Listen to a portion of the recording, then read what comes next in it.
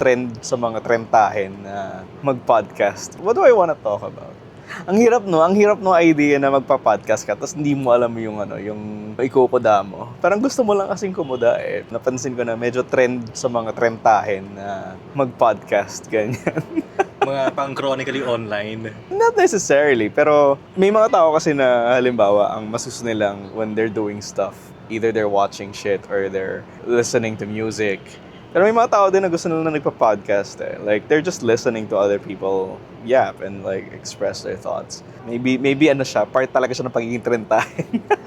Baka siguro therapeutic din siya regarding I guess, sa kung paano yung upbringing ng mga trentahin, paano sila lumaki. Siguro hindi ganon ka-expressive nung mga time nung kabataan nyo. That actually makes sense. Diba? Kasi, Baka yun yung reason din. I mean, in the Philippine context, makes sense. Sa Amerika kasi, alam ko uso sa kanila yung mga camcorder, di ba? Pero parang sa Pilipinas, ang uso lang dito, mga camera, picture lang, di ba? Pero hindi uso yung mga home videos na binibidyo ang kabataan mo, yung nagvo-vlog or yung mga ganong diary masulat eh. So parang, it kind of makes sense na it's a way of expression na biglang naging accessible right now.